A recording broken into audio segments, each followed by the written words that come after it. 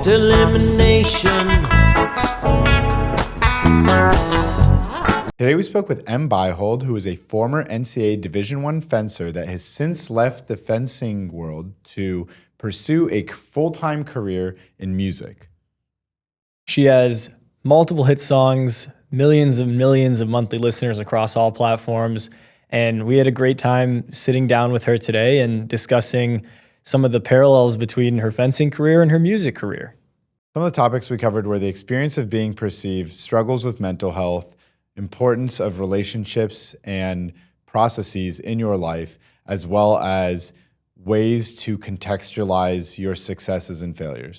We had a great time sitting down with her and getting a small peek into what her life is like, and we hope you'll all enjoy this episode. So today in the studio, we have a two-time NCAA championship competitor, one-time All-American for UCSD.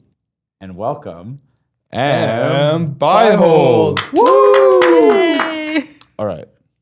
So now that totally not awkward, very normal interaction is behind us, welcome to Direct Elimination. Thank you. Thanks for having me. Yeah, thanks for coming on. Yeah, thanks for taking the time to do this. Of course. Have way more productive uses of your time in New York, but we're happy to take up some of that. No, I was so excited to be here.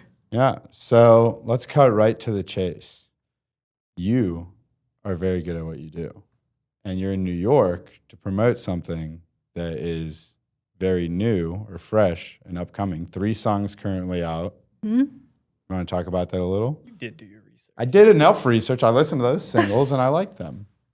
Yay. Actually, I like where the music is going. It's like getting a little edgier, maybe. I don't know if that's the right word. Yeah. I'm not very articulate, but that I'll would be take the word edgier. that I throw at this. Thank you. Is it? Yeah. Is that the word you're using as you're like discussing this?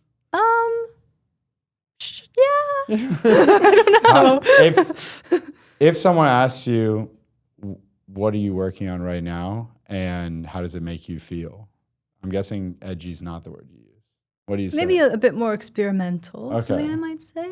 Nice. Cool. Yeah, so when you tell people that you're working on this, what do you, it's experimental, and what's inspiring it?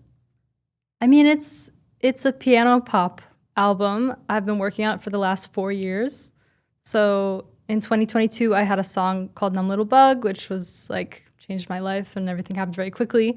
And then I think after experiencing virality, I had some really deep depression because I think that was tied with my worth.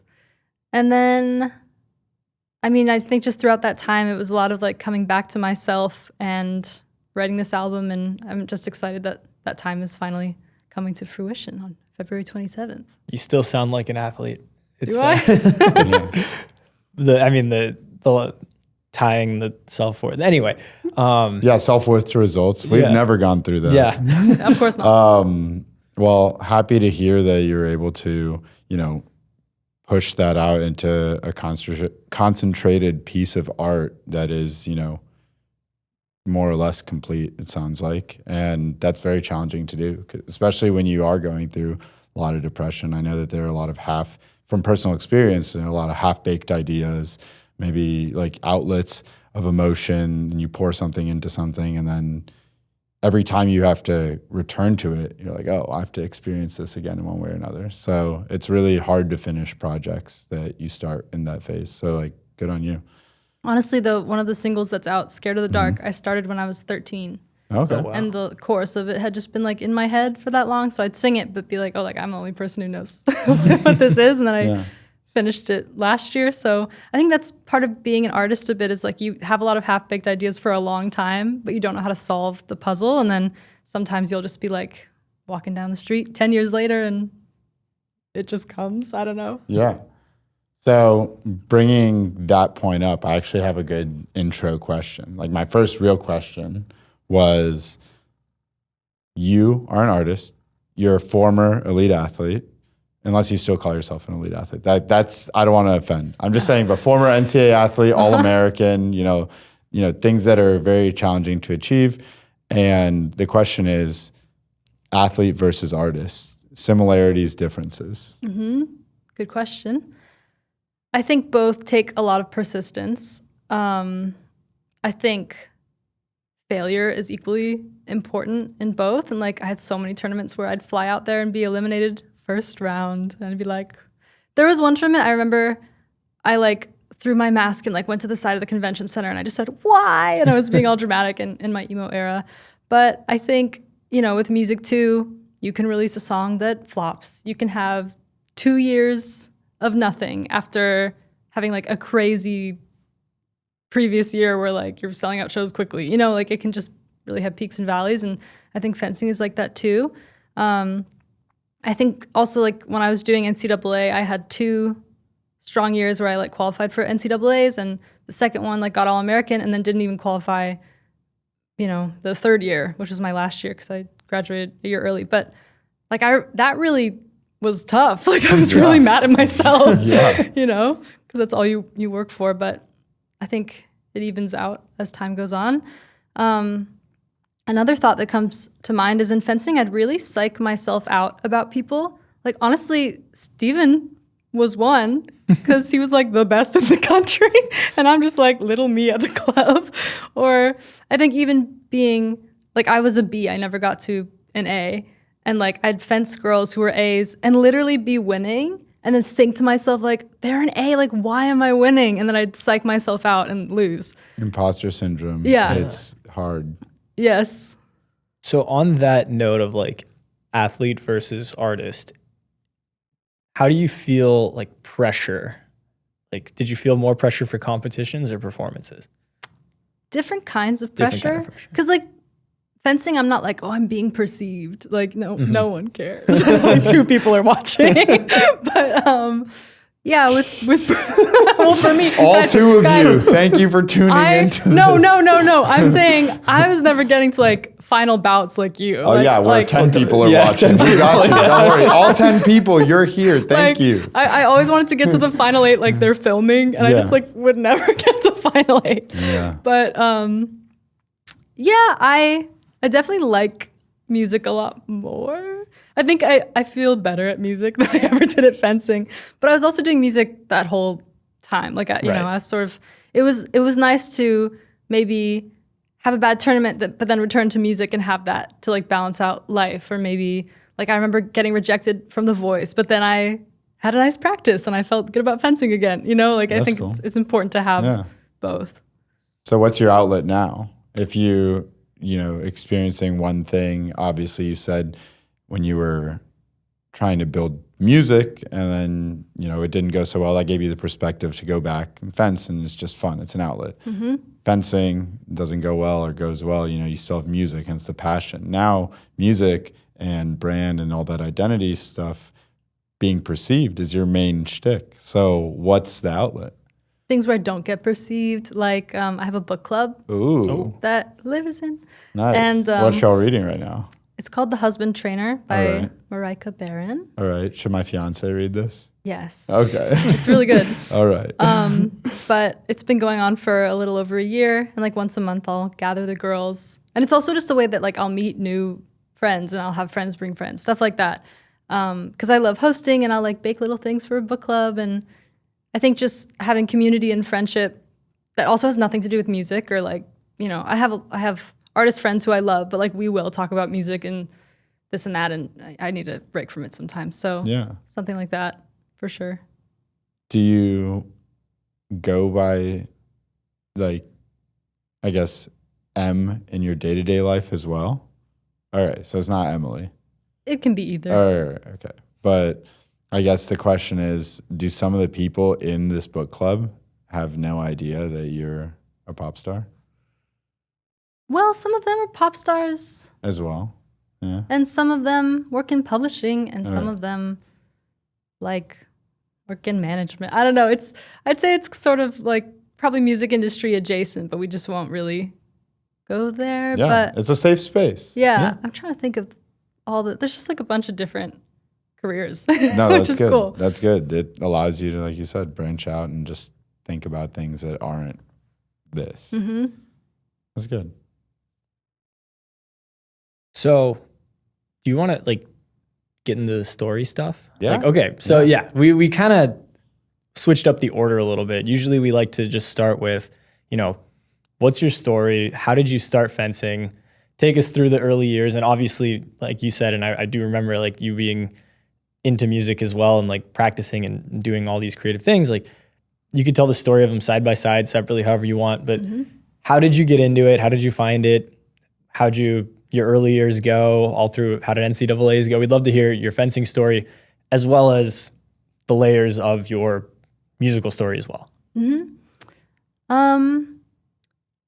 I started fencing because of my dad. He'd been fencing forever, and he was giving me like private lessons in our driveway before I ever entered a club. And then I remember with Sora Shin, I did a recreation class, and at the end of the week, the idea was to like, all the kids were supposed to fight the teacher, and everyone was too scared, and I just ran at the teacher. And I think my dad was like, "We have something here. Like, she's angry. We gotta figure this out." Nice. I fenced foil for 2 years, and I really couldn't hit the target. So then I switched to épée because I would literally look at the épée girls while I was doing my foil tournaments, and I'd be jealous because I'd be like, anywhere they hit. We've heard that the other way around for other, like Khalil he was a foilist watching Saber, and he just said, I want to do that. And it's just funny because like, hey, we're all doing fencing, but that type of fencing looks way more suited for my personality. And that's very interesting because there's sub niches within an already very niche thing. Yes, I think my bread and butter is the wrist touch. Let's go. I couldn't do that in foil. Like, I'd be useless. Yeah, and you like break people's hands. I love it. Yeah. Yeah. And always a toe touch at the wrong moment. Really good at those too. Yeah. Going for the foot and getting hit. Yeah. I'm an expert at getting dunked in the mask. Pretty sure I got dunked in the mask on Sunday by this guy. Well, at least once. It's got to happen. It's got to happen. It's got to happen. All right. So you started fencing. What did you like about it? Like, what kind of kept you in it? Was it like the competitive aspect of it? Was it just that mastery? Like, what was your motivation back then? I think I just remember it being fun. I think I had switched from tennis, and I was like, I'm bored of tennis.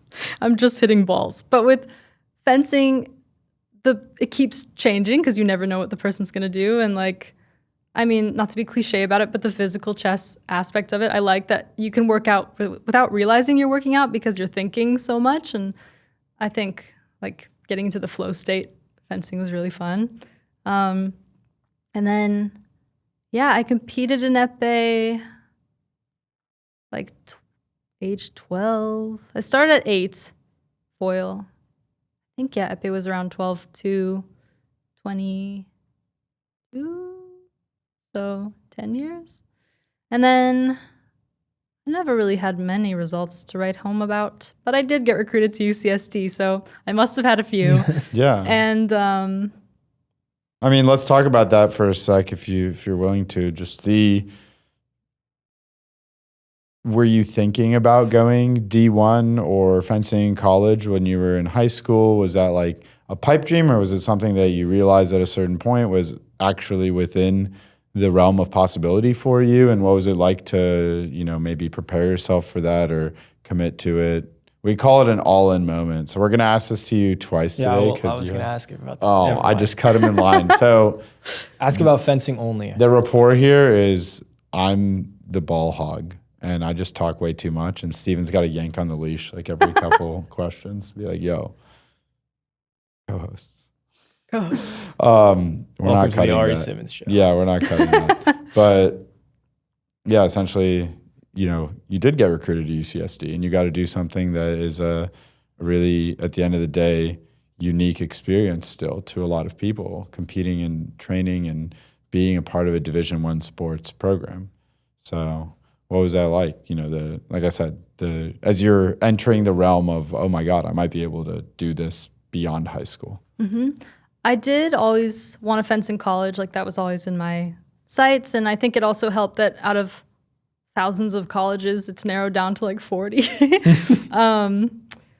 And I also always knew I wanted to do music, but I wasn't like, I need to major in it. Because I knew that it's not, you don't like get into the music industry because you majored in it. So it was kind of like, I studied communication at UCSD, honestly, just to have a degree and because I wanted to do NCAA fencing. And I'm glad I did. Like, I loved the experience and I learned so much about like life outside of the degree. But yeah, I toured quite a few schools, but I'm really bad with weather. So UCSD was looking pretty great and it had a great program. How are you liking your week in New York when it's It's terrible? not for me weather-wise, but I love the spirit of the city. It's a good answer. There's a lot of hustle here, Yes. a lot of life. I need to nap.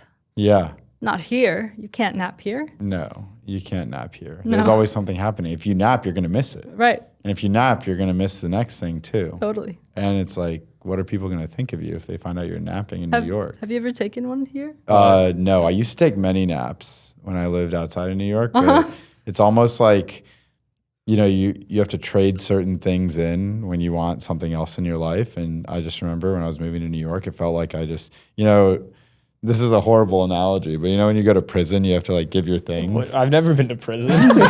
Not that I've been to prison either, but I've watched a lot of movies and they're just like, when you get out of prison, they're like, here's your wallet, whatever. And it's like, here are your naps. When you move out of New York, everyone can like slow down, right? They can get their naps back, all that stuff. So right now, Steve and I, not nappers unless it's an accident. I took a nap today. Speak for I was about to say, yourself, or dog. we're very lucky. Looks like you were a very lucky guy.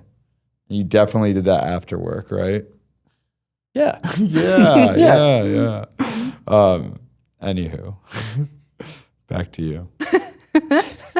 You're a weather girl. I'm a weather girl. Yeah. Yes. So, yeah, I'll let Steven go, actually. Well, okay. I can tell he's got a question already ready to go. Was there anything else you wanted to say about that recruiting process? And like, I'll ask this as well. What was your decision? Like, what influenced your decision to choose UC San Diego? You just said it. But like, what was the Sunlight, factor? bro. Like, what was the deciding factor? Like, there are other places in California with sunlight. That's true. Respectfully, I was not getting into Stanford. Neither were we, don't worry. I think, Caltech at the time had fencing. I'm not a science girl. It was limited options for sunlight, but I really loved UCSD when I toured it. It's a nice campus. And really nice campus. Yeah, Juan Ignacio Calderon, he really made me love fencing in a way that I didn't before. So Shout out Juan. shout out Juan. Shout out Juan. We go way back. Yeah. He's a good guy. I Yeah. like him a lot. Yeah, I like him too. And that program's continued to grow. They're getting stronger and stronger fencers. And this new era of, the post-COVID college fencing push right now is crazy, where all these schools are getting way more competitive. And I think in the next 5-10 years, we're going to see a seriously challenged status quo for what is the elite fencing school. And it's exciting to see. That is exciting because, no offense, it gets a little boring with Notre Dame. Sorry. Don't be sorry. Not boring for us. Not boring for you. We enjoyed it, but it is as a spectator and someone who wants competitiveness and fairness. I'm happy to see other schools getting more competitive so that Notre Dame can win again in a more competitive way. Right. Yes. Yeah. But when there are only two schools competing, winning is fun. Someone has to win. It's fun to win. But when we were competing and it's like only two schools, that head to head is exciting. But then afterwards you look back and you're like telling your friends back at school and they're like, oh yeah, how was it awesome? It was like, well, actually, technically speaking, only two teams actually even had a chance of winning going into it. Yeah. So we had a 50% chance as long as everyone did their job. Right. And that's not the spirit of sport. I agree.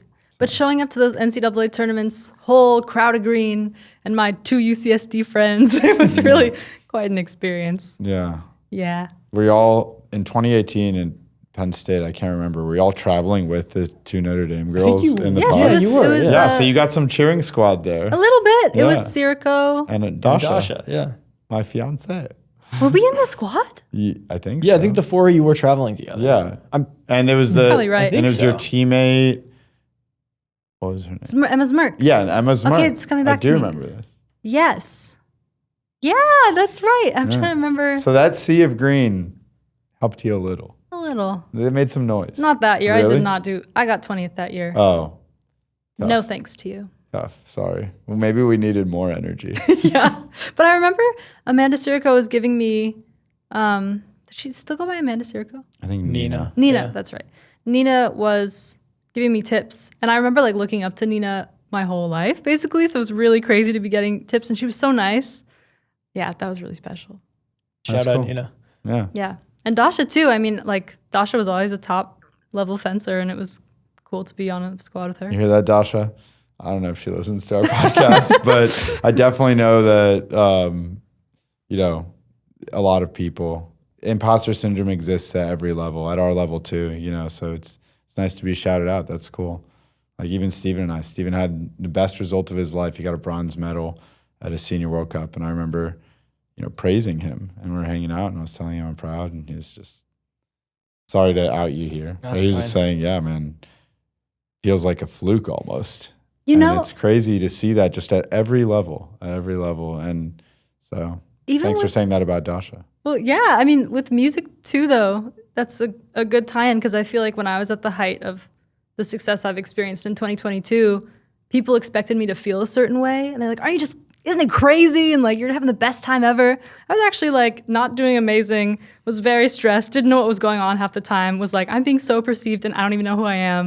Like, And it was crazy then. It was So crazy, that's but a yes. but it wasn't like the best. Like I wasn't like life is perfect. Like Yeah. I think everyone thought that. No, it's So terrifying. I think sometimes also, I mean, I wouldn't know, but like when you get a result like that, you're like, wait, that was supposed to fix all my problems. Yeah. And then it didn't. Yeah. And then I had more money, more problems. But it wasn't He had so much more money from that imaginary fencing points. result. And, Yeah. That fencing result pretty much bankrolled this entire podcast. yeah, So, no. Yeah. Well, thanks for being transparent about that. You know, I know that in your other interviews and just your overall persona online is similar to who you are in real life, where you do talk about, you know, the struggles and being able to overcome this and pushing through. And I think that it is becoming more popular for not just artists, but people with a platform to open up about things not being perfect in the way that others might imagine. Mm-hmm. And I think you're somewhere on the cutting edge of that and Thank being you. transparent and talking about that in your music and press releases. Because you've done a few other podcasts and you've sort of talked about it there as well. So thanks for blessing ours as well. You know, you never know how, when you bring someone on, you bring someone in here, you're going to be perceived. We're all being perceived. So that's something Steven and I are talking about too, or like how much of yourself are you going to show? What side of yourself? And honestly, I'm already sounding too formal, Steven. What do you think? Better than me. Better than you? Yeah. But- we're trying to be more of ourselves. I'm because of that perception, right? You're like, holy crap. Can I say the things that I would usually say? Like I have to be professional. Like I chose to wear stuff for this. I'm wearing more clothes like this nowadays, but usually I dress kind of like a schlep.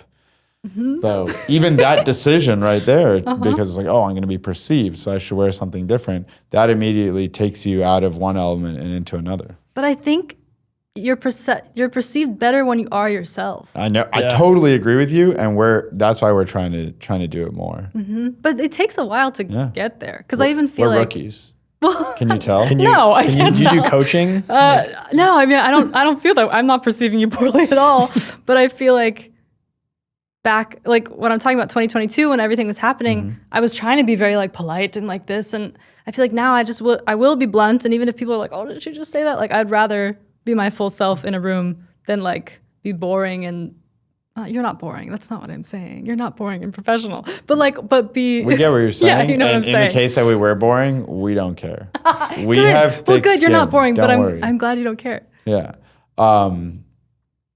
So you talked about 2022 a couple times tonight. So you were, if everyone remembers, COVID happened, social media blew up more than it ever had. I don't know why I'm talking to the camera. But you were one of the artists that really hit on the rise of TikTok fandom, right? Like you had the TikTok song. It was Numb Little Bug, right? And you keep referencing it. Do you mind taking us through that a little bit more? You know, what happened? Because Yes. especially, I would say for you, it was probably 10x, 20x, whatever our perception of what happened was. But in many of the fencing community members who had known you in this other life, it's like, oh, and Beihold, a fencer, and she does music. But you're fencer first as far as perception goes in our lives. And all of a sudden, fencer's on the back burner, and the whole world is hearing this song. And take us through that a little bit if you're okay with it. Yeah. So, I mean, I keep referencing 2022 because there was life pre-2022 and post-2022. Yeah. Very different people. Yeah. But yeah, I had graduated college a year early because my major was kind of easy. Hey. And I had AP credits. Hey, and let's then, go. Which real quick, I just want to say, I really wanted to fence for Northwestern. Not the best for weather, but I didn't get in. Nice. And had I gotten into Northwestern, I wouldn't have graduated a year early when TikTok was happening, when I could like post my songs online. I feel like the timing kind of worked out. Like COVID was terrible, but the timing of like being able to do music like that worked out. So rejection is redirection. But Oh, you said didn't get in. I didn't get in. Oh, I said nice. Yeah. I thought you said you did. That's all. Well, no, I nice didn't. anyways. I didn't. Nice. Nice anyway, though. No, Yeah. because I didn't. No, it's everything happens the way it should. Yes. Right? Like And yeah. You mentioned it. What you said the last part, rejection Is redirection. Is redirection. Ooh. Totally. Which I feel like maybe had I gotten into that dream program, maybe music wouldn't have taken off. We don't know. But anyway, yeah, I was just posting TikToks, everything that would have been in my voice memos, I put online instead. And then the first thing that kind of took off for me was called City of Angels. And I don't know. I just kept posting songs. Next was Groundhog Day that took off a little more. I got signed by Republic Records here in New York after Groundhog Day. And then Numb Little Bug like went crazy. And then it was just like a myriad of opportunities galore that were really cool. Like I did the Tonight Show with Jimmy Fallon. I was in like radio lineups with Tate McRae before and like Five Sauce after. Just like talk about imposter syndrome. I'm like, I don't know how to work a catwalk in a stadium. But all those people are probably thinking the same thing within like X amount of months of the time that you were thinking that, right? I don't know. Maybe like years, but still. I don't know. But I was a little like, this is so cool. What am I doing here? Yeah. You know? I got to tour and like open for King Princess, the Jonas Brothers. I did a show opening for Imagine Dragons, Louis Capaldi. Like I got to play Radio City. That was insane. When you open for those artists, do you meet them and hang out with them? Sometimes. Who's the coolest artist you've opened for that you hit it off with and were like, they're cool? Maybe it was. Well, I really liked. Does anyone say that? You're cool. Anywho. King Princess was cool. She really hung out. She would watch the set, which was cool. That is really cool. Louis, his tour was a bit bigger, so like we didn't connect as much, literally because of like distance of green rooms and stuff like that. But when we did speak, he was always very nice. Awesome. Yeah. Nice. But yeah, I would say just a lot of opportunity, and then I had a song with Steven Sanchez, who was also signed to Republic, called Until I Found You, and it kind of like carried on into that, and we did like the Corden show together, and we went on a little tour in Europe together. That's cool. So it was just also like getting to travel the world doing what I love, which is what you do with fencing. You always love fencing more than me, though. Love fencing. Yeah. So it feels so cool just to be in a different country, being like, Yeah, I'm doing the doing thing, my yeah. favorite thing in a different Yeah. country, you know? And you're kind of like, I have business to do here, but I also get to like see life in a totally different lens. Yeah.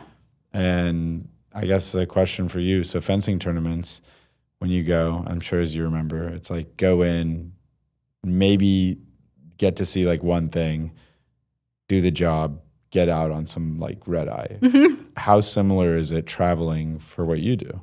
Less time to see things touring. Okay. Interesting. Because you would get to hang out a bit. Yeah, like in- after the event's over and Just straight on the bus or on the Straight flight? on the, bus this tour, thank goodness. Normally van, Oh, which will like drive after the show, get to the hotel at 1 a.m., leave 7 a.m. Oh my God. You always get sick on tour because Yeah. you're not getting enough sleep. Well, I've Yeah. seen the dun dun dun dun dun dun dun dun Yes, I had video the that flu. you did. Yeah, when did you had have the the flu. flu, that was pretty funny though. Was that Thank your you. idea for how to address that on stage? There was an artist, I was getting Have sick. you wait? Have you seen this video? I haven't seen this video. All right.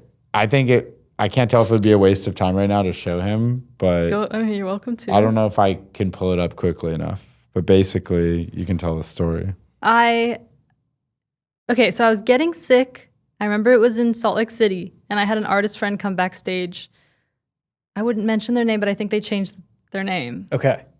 So I don't actually know what it is. You'll Their cut this part current out.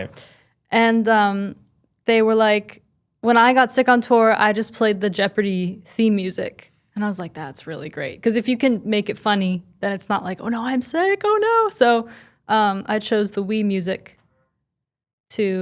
I'd go off stage to cough, basically. Because I had like Oh, it was like you need to cough it out or sneeze I or had whatever. to cough. Like, Especially singing nonstop, like Yeah. I had to cough. how do you not, like physically, how do you stop yourself from coughing in that situation? I don't. Water Okay. and So maybe that wasn't a good question. No, but I know what you're saying. I think, well, I did have to cancel 2 shows because I like could not stop coughing. Like there was zero way. And I still have people mad at me about that Really? sometimes. Yeah. But Like death threats? not death threats, but like we traveled and all that. It makes sense. But also, I'm also like, I don't want to give you the flu. These venues are not massive. Right. Like I don't, you know? All right, I can't find this. Sorry, Steven. It's okay. But basically, it was funny. It was is that Wii Sports or Me? Something. Like the The Wii Wii- Plaza. Yeah, But you yeah. know, they're like dun, dun, dun, dun, dun, dun. Yeah. Dun. Yeah, so she announced the. And then my fans Yeah, are that's cool, funny. so they're vibing. Oh, too. they laughed. It was funny. They You got a liked it. great laugh out of everyone. They're weirdos like me. Yeah, I Thank mean, God. that's good. This is like a weirdo appreciation zone. We're definitely weird, which is how I know that I'm not 100% me right now, because I'm definitely in the back of my head thinking, be normal, be normal. What would a normal person say right now? I stopped asking myself that question, to be honest. need to It's stop getting asking further and further back in my head, Good. but it's still there. I need to get I my need to be reps honest. in, guys. It's still up here. Yeah, all right. Do the weirdest thing you can right now. No, I'm good. La, la, la. I'm done.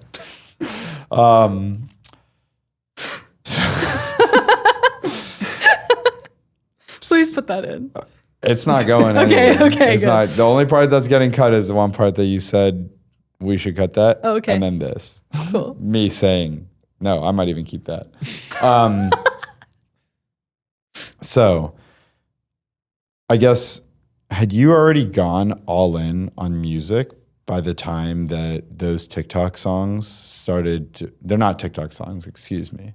I want to hit the derogatory term on your art. Yeah, the you make TikToks. All right, you're a TikTok The maker. songs that blew up on TikTok in 2022 were, at that point when you're making them, is music your career yet? Are you all in on making that your life? And when did that decision, if you're already in at that point, what was that all in moment for you that, oh, I'm going to do this as my, career. This is the thing that I want to be the best version of me at. I do think after I graduated college into the pandemic, I was like, I'm going to give music a year and I'm going to put everything I have towards this goal. And then I signed October 2021. So within the year, it worked out, thank goodness. Yeah. And then, I mean, once you sign, like you're an employee of art. What's that like? It's awesome and so hard. Yeah. Yeah. 'Cause you have deadlines on something that's supposed to be creative. Yeah, and also in the music world, you do these things called sessions where you're put in with like a producer and a writer and the rooms are curated for you, but you can work with like literally hundreds of people and you're always being very vulnerable about what you would want to write about, or like half the time I'll bring in a song concept, like a chorus I've written or something. But you're opening up to people you don't even know if you trust yet, and it can feel like a vulnerability hangover after. Ugh, So that's rough. Like a full serotonin depletion type of situation where you're just kind of like a zombie after. kind of honestly, like I had really major burnout from sessioning, and also just feeling like I wasn't even hearing my own artist voice and intuition anymore because I was just like around so many people. And you know, when you have a viral song, you get to work with some of the big wigs, which is cool to be in the room. But then you also learn like, oh, these people don't have the answer either, which is cool. We're all just people. We're all just people. Yeah. Yeah. You met Rick Rubin? No. All right. But I like his book. I don't know how to read. Don't look at me. Maybe him. He's reading a book right now, actually. Who's Rick Rubin? Oh, well, never mind. This question. Let's go next question. Hey, headline: Fencer doesn't know who Rick Rubin is. What an idiot! No, just kidding. He is a very, very successful guy who's deeply rooted into the stories and production and writing and whatnot, creative process of very many famous artists' music. Good for him. But he's more of a vibe guy than like a producer. Yeah, That's he's cool. not like, oh yeah, the audio levels here need to go up. He's more like, find yourself. Right. There's a show called Dave. Are you familiar? Of course. Have you seen that episode? Yes. So check it out. I'll check it out. He like makes Lil Dicky sit in like this chamber, what's it called? The 0G. The sensory deprivation. Yeah, sensory deprivation tank to find himself, and like it's like a whole thing. You ever done one of those? No, but I want to. It's on want my to as list. well. I think about it. and Talk I about like- not being perceived. No one's perceiving you in there. Yeah. I think you get freaky after like 10 minutes. I want to see how long. I heard I have friends who've gone for like 3 hours at a time and say that it's the best thing ever. Wow. What if it's like one of those is just a crash course in all the mindfulness stuff that we're trying to do? Yeah. Just one 3 hour session, the deprivation tank, and boom, you come out and you're just a new person or the best version of yourself. I like it. Or the worst, you could come out Hitler or something. Like, who knows? Left. Be normal, Ari. Don't Yeah. say that. Okay. Yeah. We have to cut that.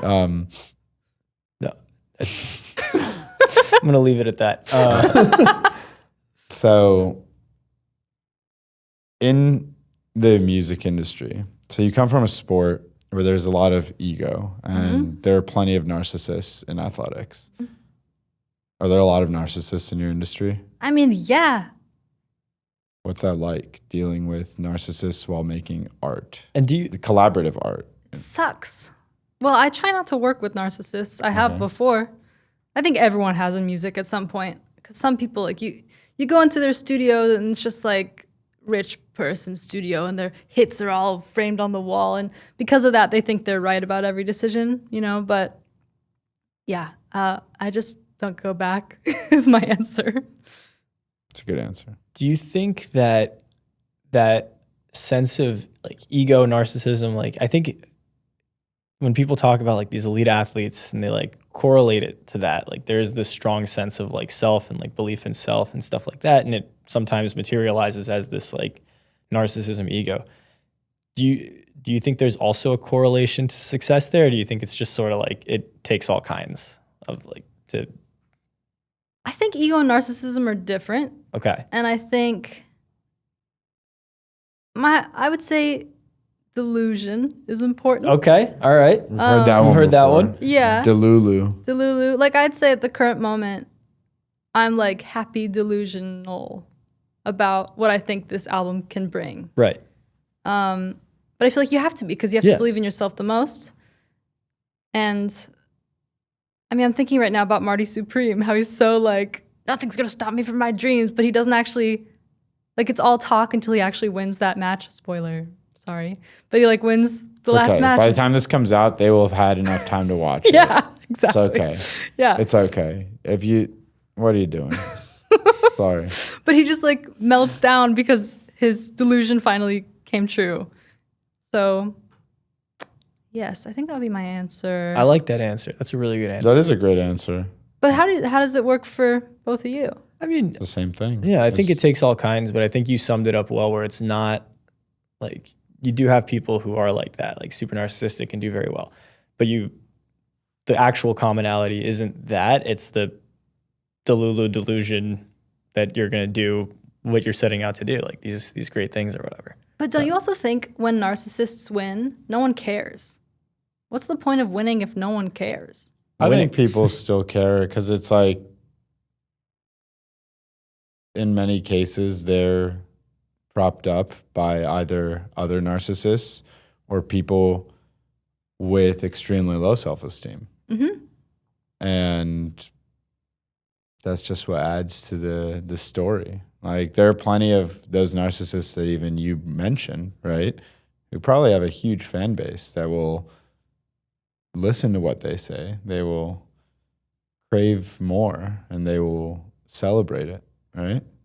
Yeah. I'm not saying that it's good or bad. I'm just saying that it's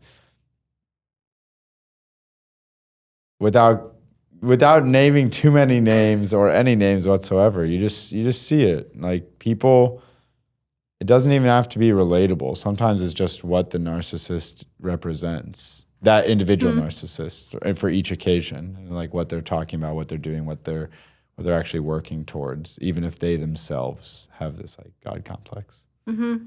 So it is interesting. It's more boring for us, that's for sure, when they win. 'Cause it's like, oh, you don't actually like care. I mean, it's the same with artists, I think, Yeah. who are like really successful, who I know are not my favorite people. Where it's like, okay, you got we're gonna another- clip that. Whenever we're shit talking someone on this show, we'll just play that soundbite. My favorite Not my favorite people.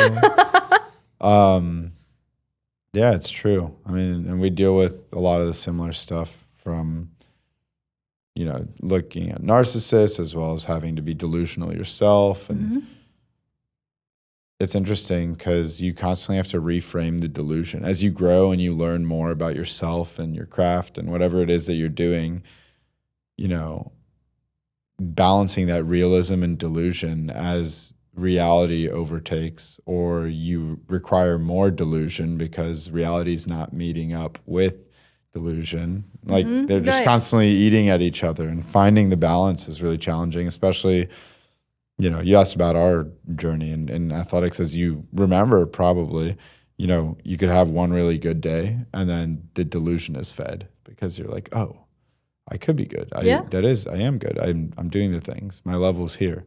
And then the next day, you can't hit an elephant if you tried.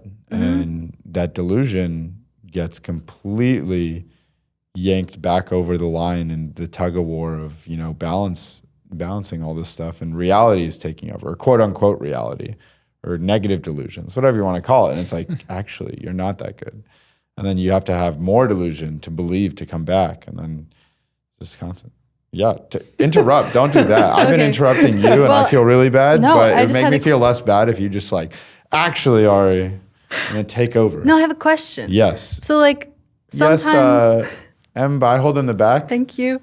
Would you go into a tournament and be like, I'm Ari Simmons and I'm at this tournament. I'm Steven. Because like I never had enough of a fencing like name to do that. Not in the way that you're talking about until very recently. I think for many years, after I won world championships, I used to. Did you won world championships? There was a whole year or 2 years, where I would throw up before every single tournament because of the immense pressure that I would put on myself. And maybe because of that self-perception or identity or like, you know, expectation that I started to place on myself. But it was a lot of fear. And then it would only start to go away after, you know, you win 2 or 3 pool bouts, and then there's this piece that comes over and it's like, okay, I'm going to have a chance to fence more, which means I could fence more. And then if I can fence more, then I can dig myself out of this hole, blah, blah, blah. But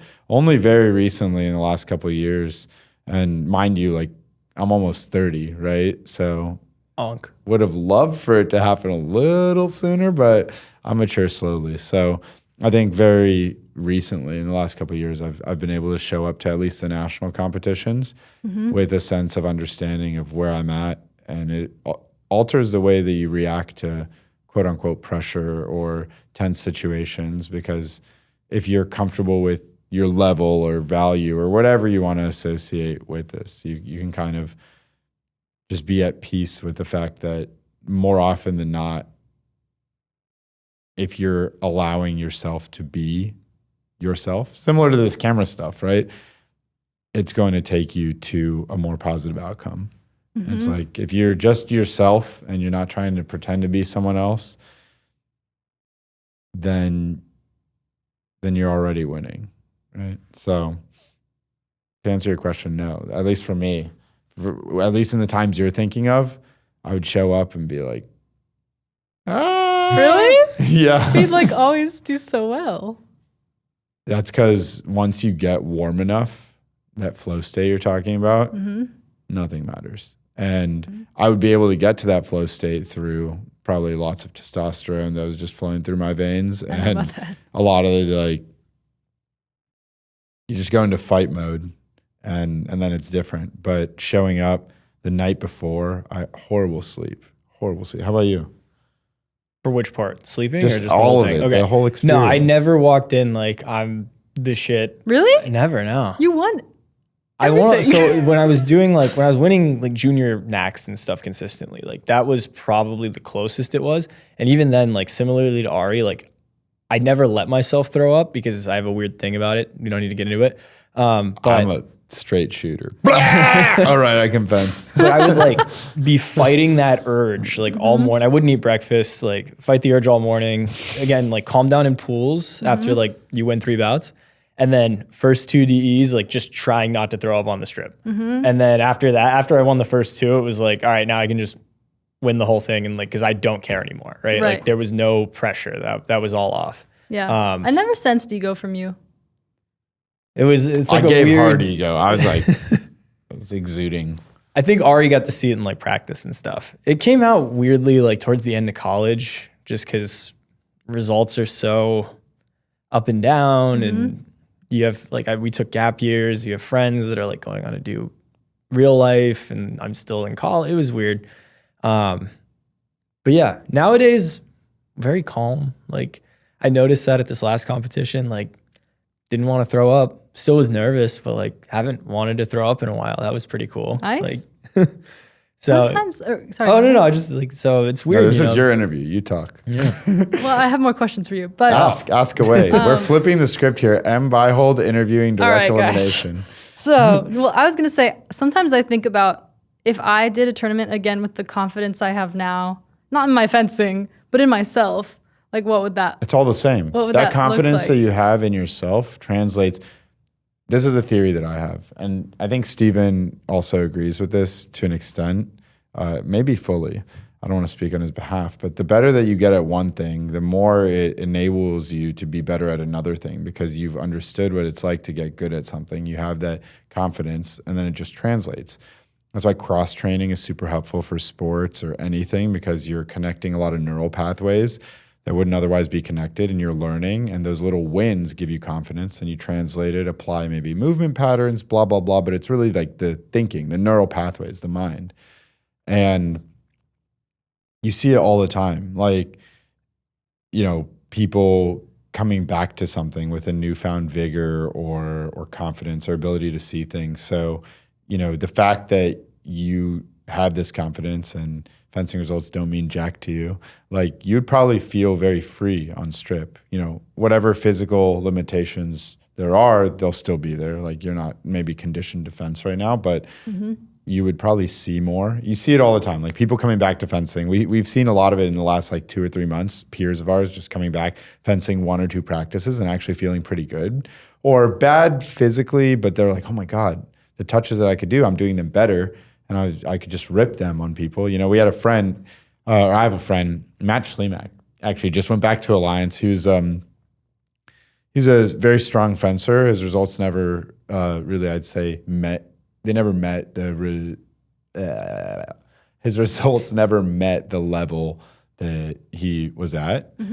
But, and that was probably due to a lot of this confidence that you're talking about, right? And then he came back after, I want to say, more or less 7 years of no fencing.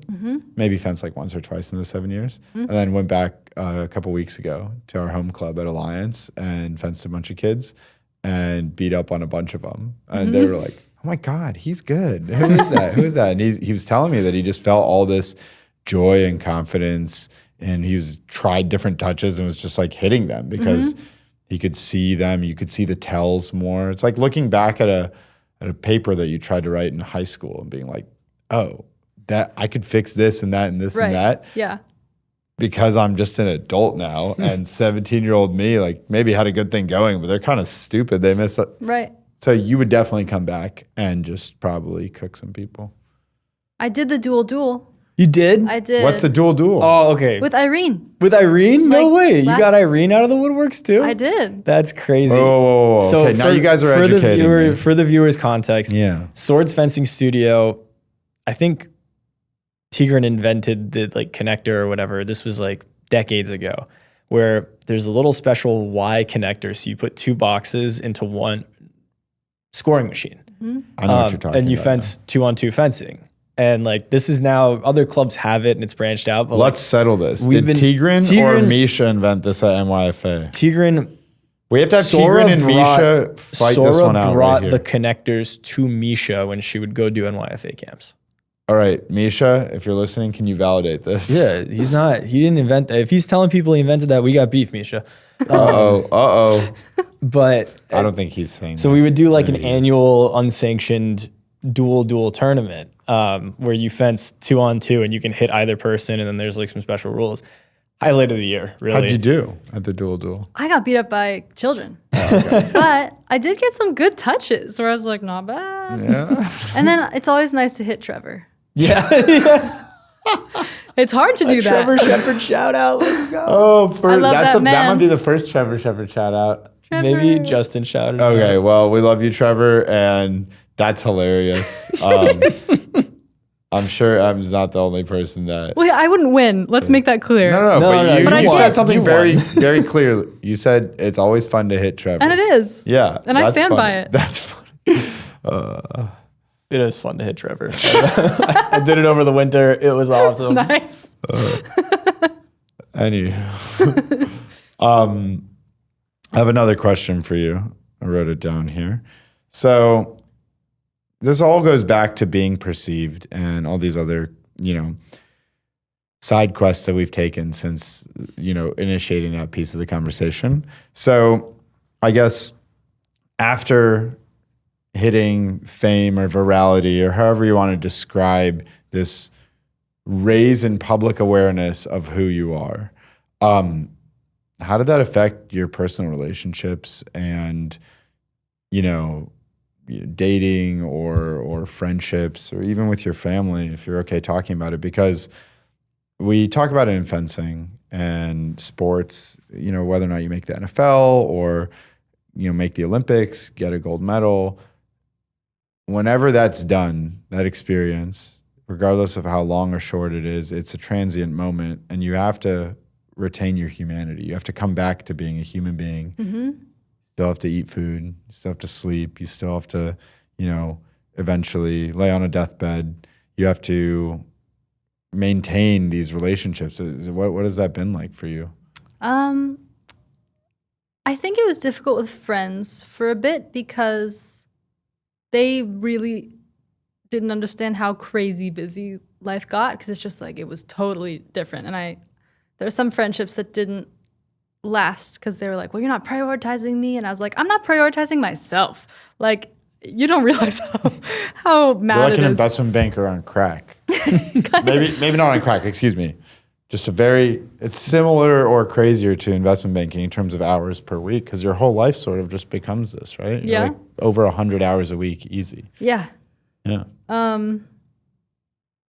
But I think my family was very supportive. It was kind of the first time, I don't know if they fully understood everything that was going on, and they really tried to, and they were the best, but it was like certain decisions where it was just all happening so fast that my parents were like 3 steps behind, and it wasn't my intention to keep them there. It's just like, that's what was happening, I guess with that in mind, like, do you feel that you've been able to quote unquote, retain your humanity throughout this process because you're recognizable. People know who you are. And there's that digital footprint for you is amplified and just in general. You're talking about being perceived. It's like the theme of this episode, it seems.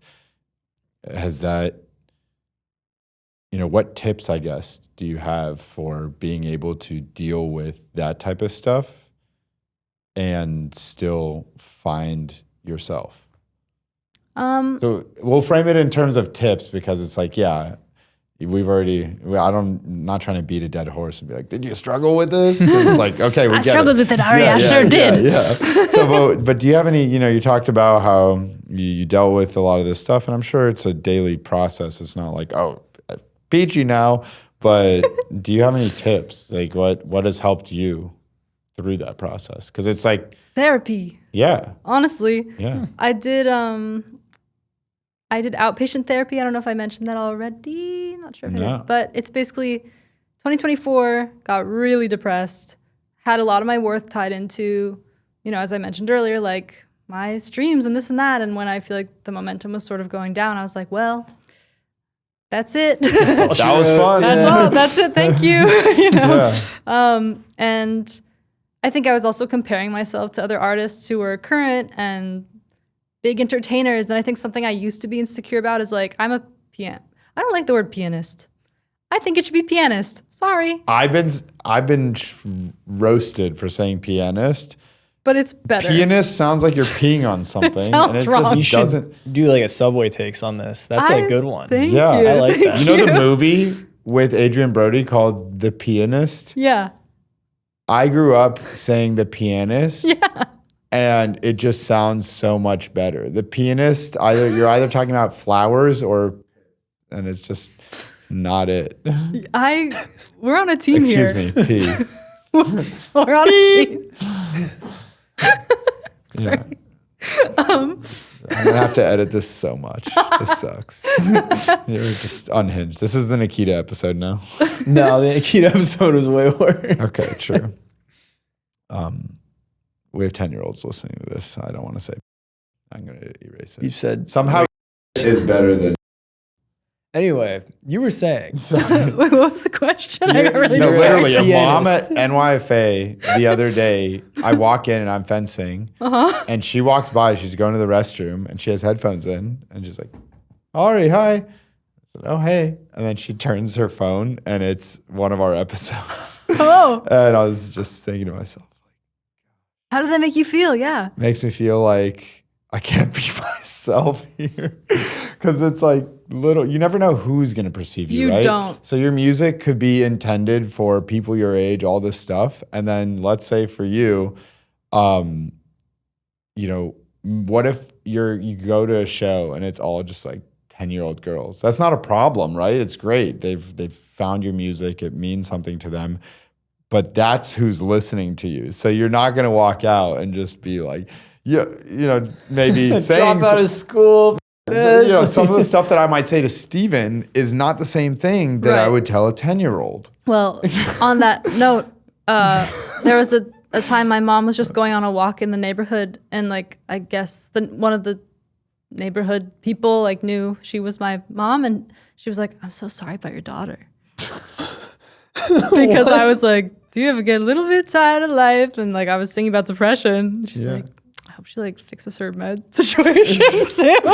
Which I was like, oh no. Like when it's people in your neighborhood that know, it's like, And it's someone who's listening to the lyrics and they're like, oh, she's depressed. Whereas someone else is like, oh, it's a catchy tune. Oh, it's just like a little pop. Yeah. No, but this like more grown adult is thinking like, oh, that's so sad. Right.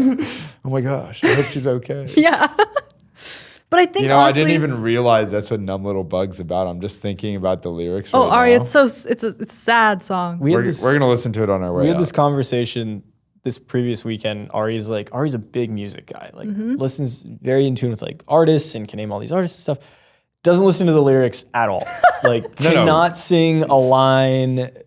And I'm the opposite. Like I'm not a big music guy. Artist names like But I can like memorize lyrics and I like try and get the lyrics right, if I'm going to remember a song. This is a great question then. Do you know all the lyrics to all your songs, or do you have to relearn them before a show? Yeah, Yes. like you have a growing discography of both your own songs and features. Like that's a lot of words to remember. Just Could in you there. whip out any of them right now? If I just pull up a song, you know the lyrics? I think so. All right, we're going to try this. Stay tuned, everyone. We're pulling up. Sorry, I got too many apps open, but we're opening up Spotify. Didn't expect this test, but I'll take it. Well, that's a really cool. I always wondered, like, do artists just remember that stuff? I can see with the repetition, it just becoming like second nature. Like, Yeah, I'm curious what song you're going to do. Yeah, aren't you? Well, what are the lyrics to Spider-Man? Okay, I bet if we kissed it wouldn't be bad. I bet my hand fits right in your hand and we could share popcorn at the movies, watch the... No! Yes. He doesn't even have the lyrics open. I just I trust you. The fact that you got any of them out is already good. I bet my hand... We could share popcorn at the movies, watch the brand new Spider-Man, argue about Tom versus Andrew over FaceTime at 3 a.m. Yeah, I was right. All right. Well, that's pretty good because that's 2022. How often do you play that song in your shows? Often-ish. Really? Okay. Well, we're not going to do this for a bunch of songs, but that was pretty impressive off the bat. Do you have any questions, Steven? I like that. Thank you. I got more. Do you want to see the list or you want to just go back? Give me the list. I want to ask one of Ari's questions. List. Well, it's not really a list. They're just bullet points. I don't know how to turn that bullet point into a question. All right. Do you want the doc? No, just ask your question. We've done this enough. All right. So talked about therapy, talked about perception, and just overall shooting into the world of being perceived and growing your brand, growing your name. You're an employee of art. Don't know why I said that. No, I like that. That was a great one. There were some really good one-liners this episode. Cool. But I guess now that you maybe have a healthier relationship with self and with what it is you're doing, what is it that brings you fulfillment? What are you pushing for as something that you're going to be proud of and something that brings you gratification? Because obviously we talked about outlet, which is great, and that is fulfilling in a sense, but it's like as you're pushing through with this music stuff, because in reality, anyone can walk away from anything at any point. What keeps you going?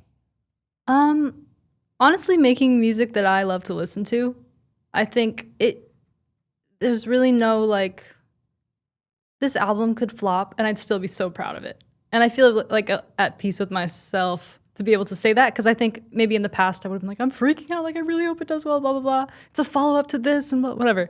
But like, I finally feel like I'm making the music I really want to make.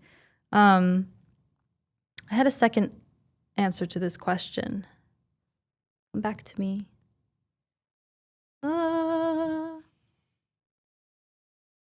For the viewers, it is 10 p.m. It's late here. After a long day, so I'm doing my best. Yeah.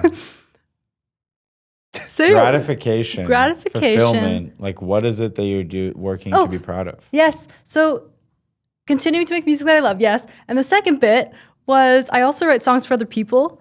And I think that's a really... Like for writing credits, essentially. Yeah, but like for other artists in the room. So like they'll be in the room and it's for their project. Yeah, that's cool. So that's what I'm saying. Like as a songwriter. Yeah, as a songwriter. Yeah. It's like something you may never perform in your life. I won't. I probably won't. Well, maybe you will. What if you feel like it? Maybe I will. Yeah. You can do covers. Yeah. But anyways. Like I have a song with The Fray coming out That's this cool. year. Throwback to The Fray. I know. Like middle school me is freaking out. Yeah. I don't know. It's just like artists that I listen to. It's cool to be able to get in the room and like use a different part of my brain because it's not what I would... Like I go for quirky lyrics and oftentimes like artists I work with are like, tone it down a little bit, you know? So that's really fulfilling to me too, just because I love making music. That's really awesome.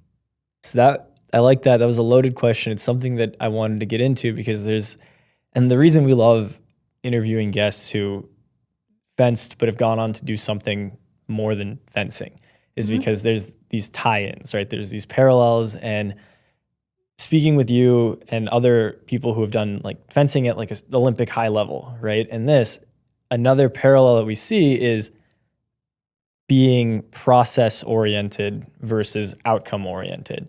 And this is slightly different because I think, the production of the art is the process, right? It's not like I'm loving the act of writing this down or like coming up with this, but it's like forming that product and creating that art is the process. And like finding the joy and the love in the process rather than the result is it seems the key to longevity in your craft, be doing it at a high level and like enjoying yourself. Yeah, I feel like when I'm playing a song that didn't exist 8 hours before in the car ride home, I'm like, how cool.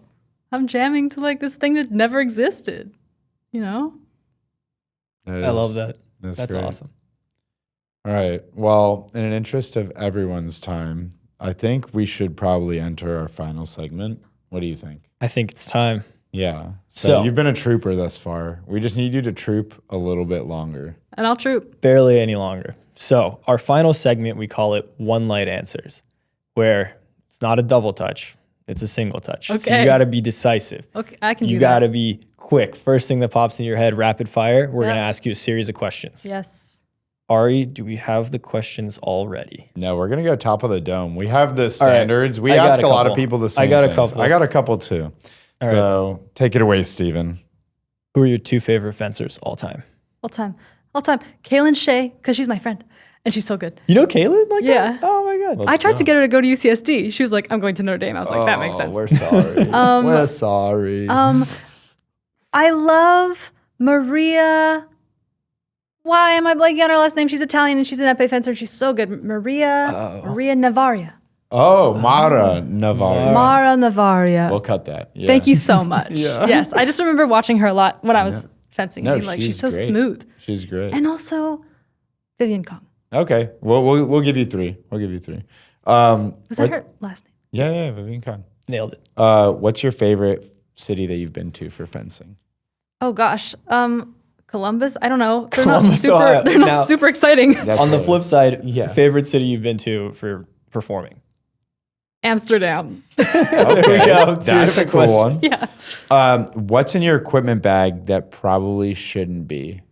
Fencing version, and then next question will be in your travel bag for like your new career.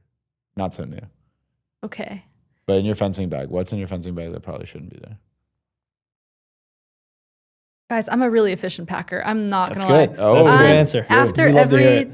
after every practice, I'm cleaning that thing out. I'm like All right. making sure there's So nothing nothing unnecessary. shouldn't be there. I'm very Good. nothing shouldn't be Good. there. We should take after that, Steven.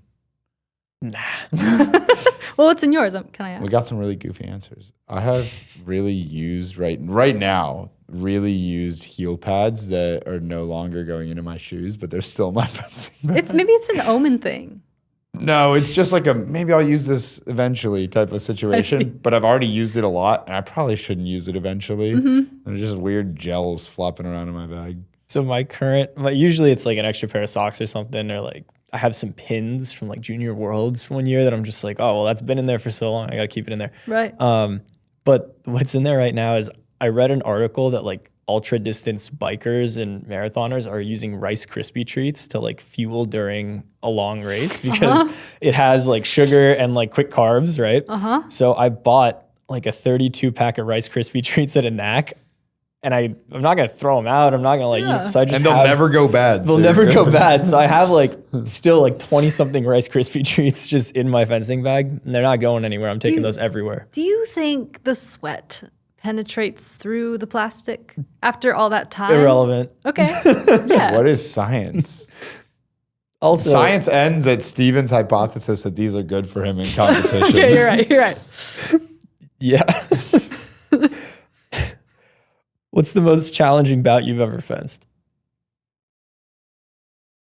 Okay, my go-to thought is there were like 3 bouts. I'm not answering your questions the way you want, but You're No, good. no, No, we love this is it. what we want. This This is is off the top of the dome. there are 3 bouts in NCAA's the second year I went, 2020. 19. 19, thank you.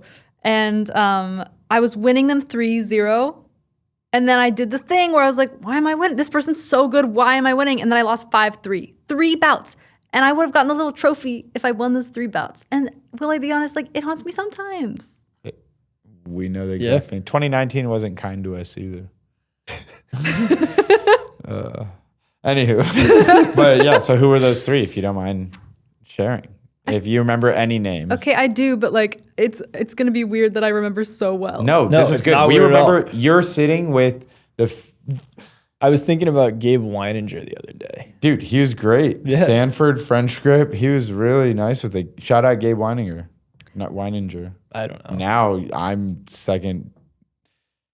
You I'm don't know how sorry, to I say didn't know it anybody's was last- Beihold. It's okay. It's haunting me now. Anyway, so Good. who are the 3? Sanchi Kukadia. Okay. Sean Wallace, both Harvard. Okay. Literally was beating both Harvard and was like, why am I beating Harvard? It's an Ivy League. And then one was from Penn, but I don't completely remember her Is name. it? Was it Jessica Leong? No. I think she was she was definitely a French grip. Is it? I'll find it. Yeah, please. Because that Pull will it haunt up. me if I don't remember. Pull it up. I need to brag about one thing. Yeah, brag. I'm so sorry. I did beat Nina Circo both NCAAs. Let's go. Hey. I was like one of the few to do it. And that's, yeah, she She was, averaged 20 bouts, right? She went 20, 20, and 19. So there were very few people to beat her at NCAAs. And as you mentioned, you looked up to her quite a bit. So that must have been a did. huge honor for you. Well, that was one where I was also like, why did I win? Like, that doesn't make any sense. But you did. And But it's I the did. beauty of sport. There were Vanessa little Dibb? confidence boosters for sure. Vanessa Like, Dibb, Is that the I name? think it was. lefty. I think it She was was. lefty. Yeah. Oh, she was the only Penn girl there. So All right. Then probably yes. So just a lot of Ivy Leagues. They psyched me out. Yeah. Maybe because I never get in. So I was Okay. like, oh, you got into the Ivy League and you're offensive. All right. So just a little bit more on the rapid fire, and then we're done. Spicy, sweet, or salty? Sweet. Okay. who's your dream dual partner? Doesn't have to be a fencer. You. Oh, Because I don't think you've ever lost. I've lost. Well, you'd have to do all the work. Maybe he walks into all the dual days as I'm Steven Ewert. Yeah. To answer that question, maybe. Yeah. I've lost that tournament a bunch of times. Yeah, but maybe you walk in. not just knowing- anymore. Not anymore. Not anymore. Now I'm Steven. We're not losing. We should Okay. do it one year. Okay. Really? Yeah. All you have Wait. to do is go back to All I LA. have to She's do- already in the yeah. sunlight, remember? I'm already there. Wait, I'm freaking out. And last question. What's your favorite piece of pre-or equipment? Of what? That's good enough. No, what's your favorite piece of pre-or equipment? I didn't know that was a brand. So I cannot. They didn't have a presence in the U.S. But when you you were still do fencing. now. Don't worry about And it. I- These pretty masks. I love the masks. They look super retro, and am I think right? They probably have beautiful gloves. Oh, They do. That leather one right there. Wow. Would you So look it's at that? the gloves. It's the gloves. All right, answer. sounds good. Great answer. Thank you so much for taking the time to come and be on the podcast Of and course. for staying so late. It was great to catch up with you. Haven't seen you in a long time. Glad to hear everything's going great. Glad to hear through hardships, ups, downs, figuring it all out that you're doing well. Best of luck with the new album. Best of luck with everything. Thank you for coming and chatting with us today. Yeah, seriously. This was, I think, for Steven and I.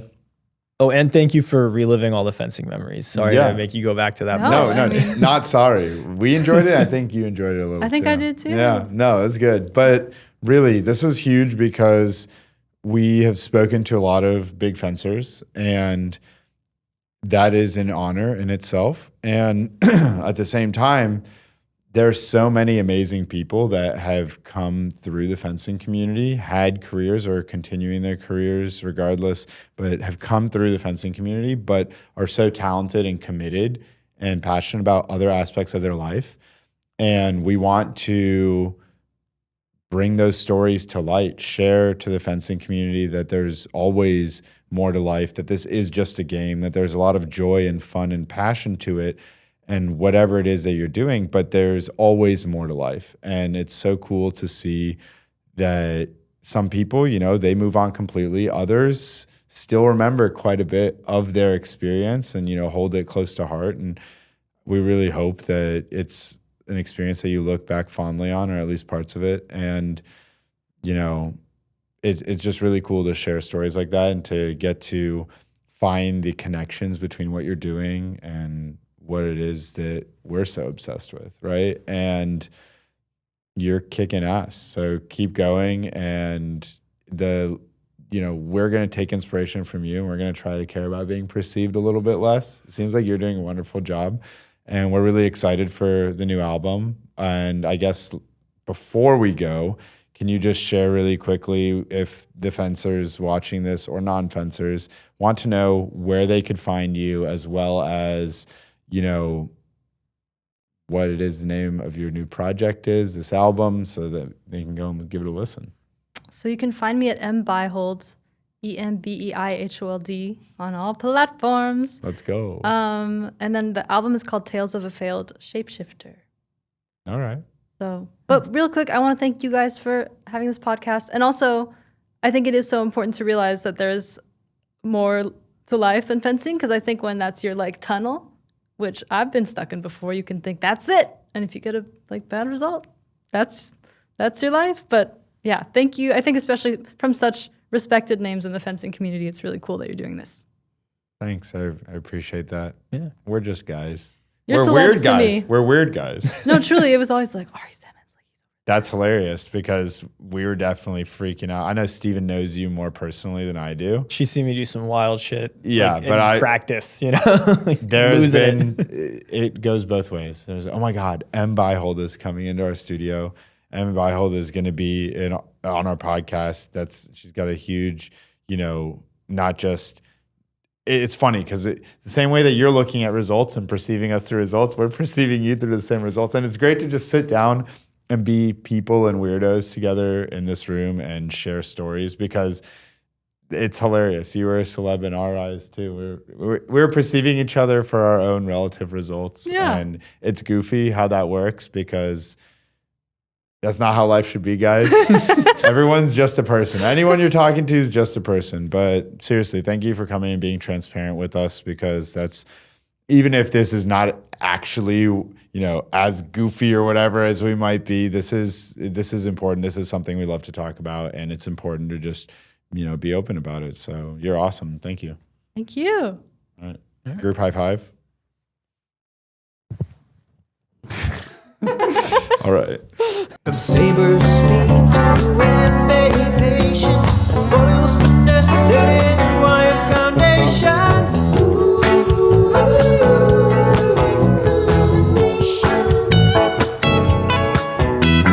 We want to take this moment to thank one of the sponsors of this episode, Mayo. As you guys know, I've had to come back from a variety of pretty serious injuries over the past couple of years. At Mayo, they don't just focus on physical therapy, they focus on future-proofing our bodies as well, which is the idea that if we take care of our bodies today, we won't have to miss out on life later. They take a holistic approach to care, providing full-body postural and movement assessments. They also do hands-on myofascial treatment and hands-on corrective curated exercise based on your needs. Mayo has locations in New York, Los Angeles, Toronto, Calgary, and Vancouver. So if you're in any one of those places and a listener to this podcast, go check them out. Their website is myodetox.com, myodetox.com. Use code DIRECTMAYO100 found in our description for $100 off your first session. Go check them out. Future-proof your body starting today. Ari, we talked a lot on this episode about being perceived and being yourself. And I can honestly say that while I am pretty tense on the podcast, I am truly myself filming these ads. And no, there is no way that I'd rather be perceived than being perceived wearing Prieur equipment. So be sure to visit the Prieur USA shop and get yours. I'm on the edge of glory. Oh, that was a crack. I can't sing as well as our guests today, but with the Edge Advanced Grip System and Spray, you can be calm, cool, and collected in moments of pressure and not slip. Make sure to use code ALLIN at checkout. That's ALL-IN. At Direct Elimination, you guys already know the spiel. We're trying to create culture around the sport of fencing, athletes and professionals all together that are pursuing their passions and doing so shamelessly.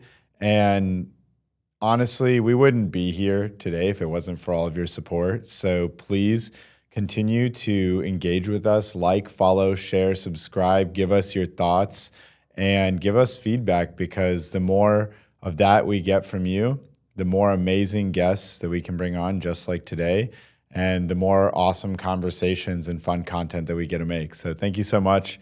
Like, follow, share, subscribe, comment, roast, doesn't matter. Please. Thank you.